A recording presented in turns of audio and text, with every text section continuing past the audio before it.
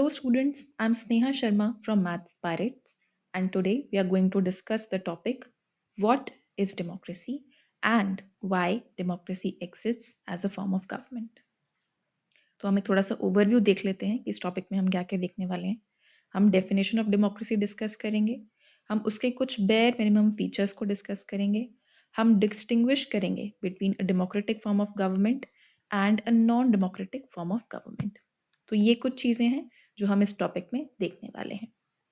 पहले एक जनरल सा स्टेटमेंट ये लोग यहाँ पे दे रहे हैं जिसमें ये कह रहे हैं कि democracy is the most prevalent form of government in the world today and it is expanding to more countries.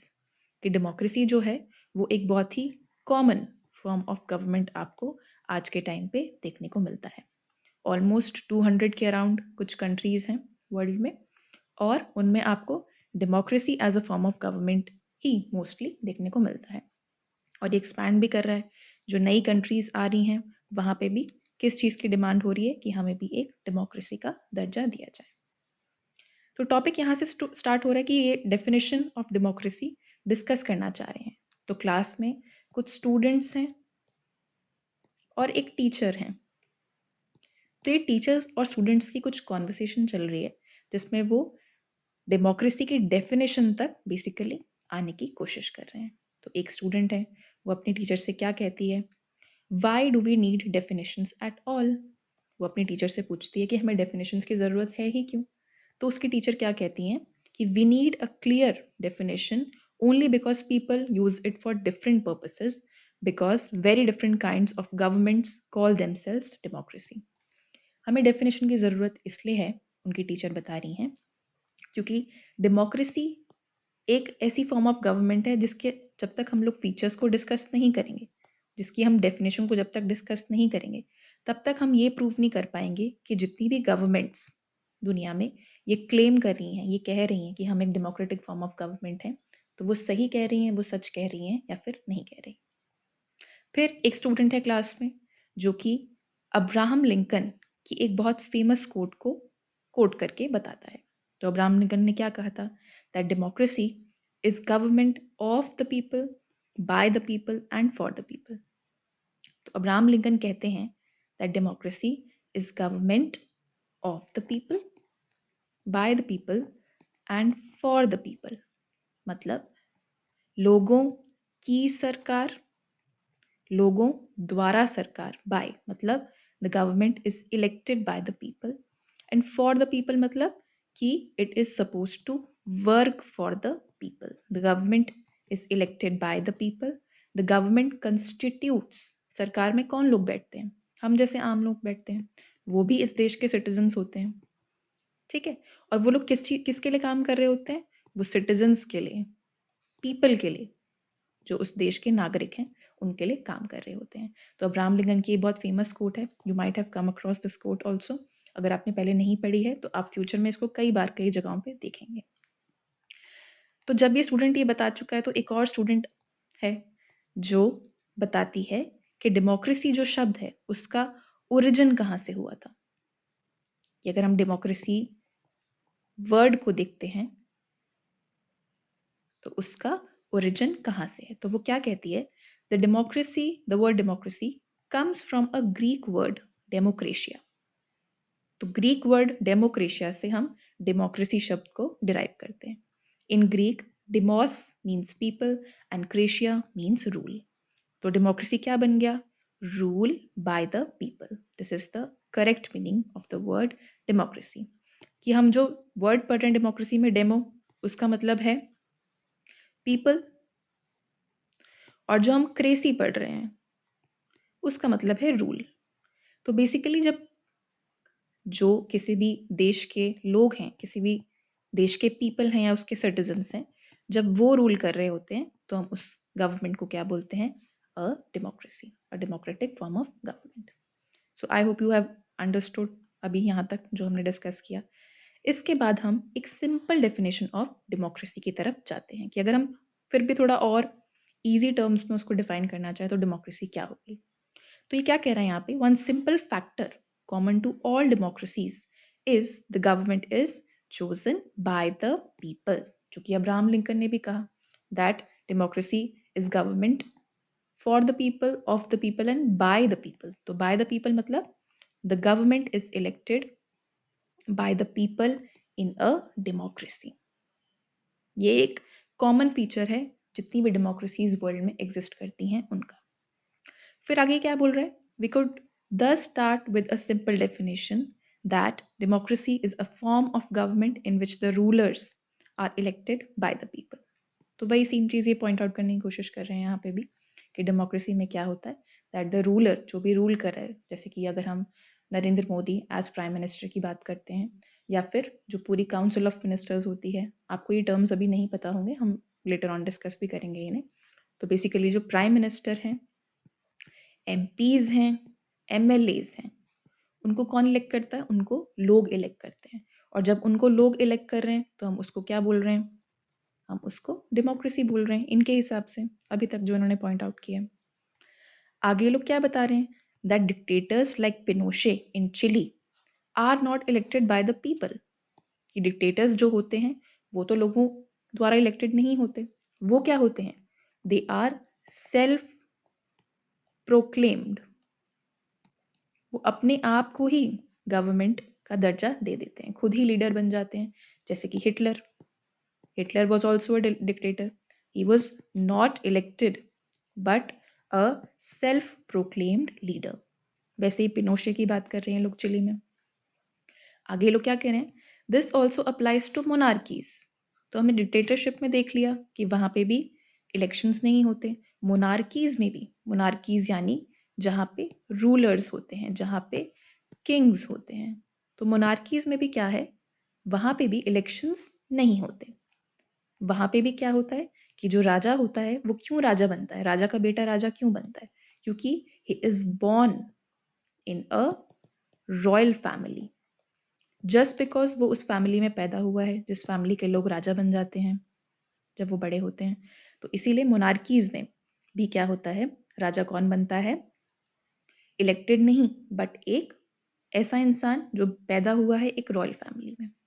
तो वहां पे भी क्या है? वहां पे भी डेमोक्रेसी नहीं है। आगे लोग क्या कहने की कोशिश कर रहे हैं?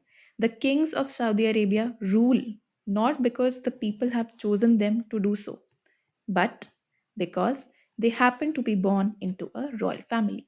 तो किसी एक मोनार्की का ये लोग एग्जाम्पल दे रहे हैं, सऊदी अरेबिया की। सऊदी अरेबिया में क्या है? मोनार्की है। मोनार्की यानी वहां पे राजा महाराजाओं का रूल है। तो वहां पे क्या होता है कि राजा महाराजा तो इलेक्टेड नहीं होते, they are not elected but they inherit the throne. वो राजा क्यों बनते हैं? क्योंकि they are simply born into a royal family. Hence dictatorship हो चाहे मोनार्की हो, it is not same as a democracy. और उसका रीजन क्या है? कि वहां पे इलेक्शंस नहीं होते हैं। आई होप आपको यहां तक समझ में आया होगा। अभी हम आगे देखते हैं कि ये लोग क्या कहने की कोशिश कर रहे हैं। But if we use this definition in an unthinking manner, we would end up calling almost every government that holds an election a democracy. फिर ये कह रहे हैं कि इस डेफिनेशन के हिसाब से तो जहां भी दुनिया में इलेक्शंस हो रहे होंगे, हम उस हर गवर्नमेंट को एक डेमोक्रेसी बोलेंगे। कि जहां पे भी दुनिया में इलेक्शंस हो रहे हैं, हम उन सब सरकारों को क्या बोलेंगे? डेमोक्रेसी बोलेंगे। क्या बोल रहा है ये? That is why we need to carefully distinguish between a government that is a democracy and one that pretends to be one. इसीलिए हमें बहुत जरूरी है डिस्टिंग्विश करना, डिफरेंस बताना एक गवर्नमेंट में जो कि एक्चुअल में डेमोक्रेसी है, एक रियल डेमोक्रेसी है, या वो सिर्फ प्रिटेंड कर रही है, ऐसे शो कर रही है कि मैं तो डेमोक्रेटिक गवर्नमेंट हूँ, मैं तो एक डेमोक्रेटिक कंट्री हूँ, बट वो रियल में डेमोक्रेटिक कंट्री नहीं है। उसको पता लगाने के लिए हमें क्या करने की जरूरत है? हमें उसके फीचर्स को डिस्कस करने की जरूरत है। डेमोक्रेसी के फीचर्स को डिस्कस करने की जरूरत है to understand what a real democracy is. So let's see आगे क्या कहने की कोशिश कर रहे हैं। अब हम अपना नया टॉपिक स्टार्ट कर रहे हैं which is features of democracy. तो यहाँ पे इन्होंने कुछ क्वेश्चंस मेंशन करे हैं जो कि हम डिस्कस करने वाले हैं इस टॉपिक में। अब यहाँ से major decisions by elected leaders इस टॉपिक से हमारी एक स्टोरी स्टार्ट होती है। स्टोरी है पाकिस्तान की, और कब, कौन से टाइम पे बेस्ड है ये स्टोरी? 1999। तो क्या होता है पाकिस्तान में 1999 में? In Pakistan, General Pervez Musharraf led a military coup in October 1999। Pervez Musharraf जो होते हैं, जो आर्मी के लीडर होते हैं पाकिस्तान में, वो क्या लीड करते हैं? एक मिलिट्री कू लीड करते हैं। मिलिट्री कू का मतलब क्या होता है? कि जब भी illegally the military overthrows a government that is elected। तो जब भी मिलिट्री इलीगल तरीके से, लीगली नहीं, इलीगल तरीके से किसी भी डेमोक्रेटिकली इलेक्टेड गवर्नमेंट को ओवरथ्रो कर देती है, हम उसको एक कू का नाम देते हैं, उसको हम एक मिलिट्री कू का नाम देते हैं। आई होप आपको ये समझ में आया होगा। तो जनरल परवेज मुशर्रफ पाकिस्तान में कुछ ऐसा ही करते हैं। वो क्या करते हैं? He overthrew a democratically elected government and he declares himself the chief executive of the country. अपने आप को चीफ एग्जीक्यूटिव का दर्जा दे देते हैं और गवर्नमेंट को ओवरथ्रो कर देते हैं। फिर वो अपनी डेजिग्नेशन को कुछ टाइम बाद प्रेसिडेंट में कन्वर्ट कर देते हैं, वो प्रेसिडेंट बन जाते हैं वहाँ के, और अपने आप को 5 years का एक एक्सटेंशन दे देते हैं। मतलब अपना प्रेसिडेंट का जो स्पैन होता है उसको 5 years से एक्सटेंड कर देते हैं। Then what he does is कि वो कुछ माल प्रैक्टिसेस और फ्रॉड में एंगेज करते हैं। माल प्रैक्टिसेस यानी जैसे कि करप्शन हो गया, ठीक है, और मिसयूज ऑफ पावर हो गया कि अपनी पावर्स को मिसयूज करना, नेपोटिज्म हो सकता है। तो बेसिकली वो फ्रॉड और माल प्रैक्टिसेस का हिस्सा बन जाते हैं। उसके बाद वो क्या करते हैं? He amends the constitution of Pakistan. वो पाकिस्तान का जो कॉन्स्टिट्यूशन है उसको अमेंड करते हैं, और क्या रूल बनाते हैं? That the president can dismiss the national and provincial assemblies. Amend करने के बाद वो प्रेसिडेंट को, जो कि वो खुद ही होते हैं, वो खुद ही अपने आप को प्रेसिडेंट बना देते हैं, और अपने आप को वो क्या पावर देते हैं कि वो कभी भी डिसमिस कर सकते हैं एक इलेक्टेड गवर्नमेंट को।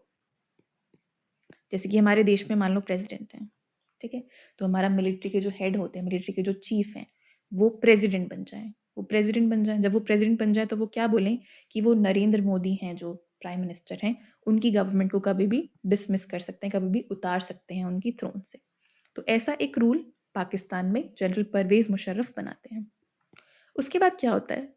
After passing this law, elections were held to the national and provincial assemblies.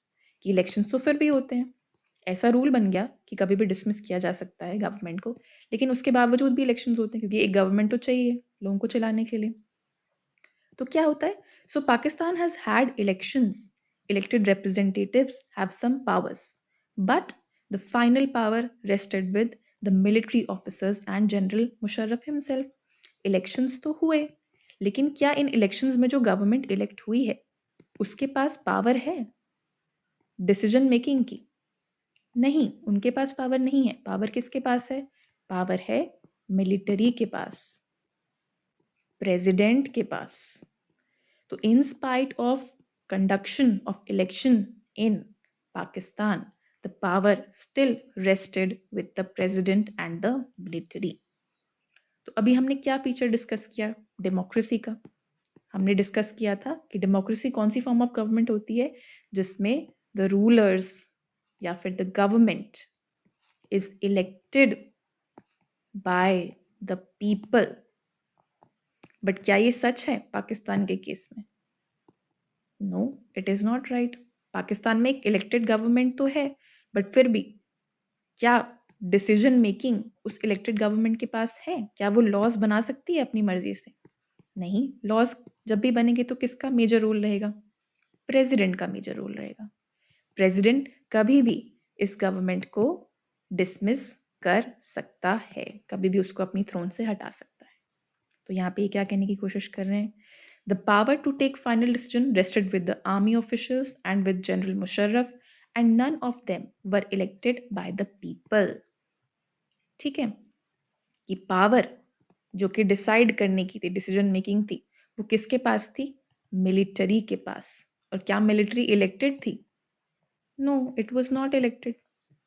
तो इससे हम आते हैं अपने फर्स्ट फीचर ऑफ डेमोक्रेसी पे। In a democracy, the final decision making power must rest with those elected by the people. कि democracy में क्या होना चाहिए? डिसीजन मेकिंग किसकी होनी चाहिए? उन लोगों की जो इलेक्टेड हैं बाय द पीपल। और ये इलेक्शन भी कैसे होने चाहिए? These elections should be free and fair. ये हम अगले टॉपिक में डिस्कस करेंगे। तो आई होप आपको यहाँ तक का लेक्चर समझ में आया होगा, यहाँ तक का टॉपिक डिस्कशन समझ में आया होगा। अगर आपको अच्छा लगा तो please like, subscribe to the channel, share the video, and thank you so much for listening patiently. Thank you.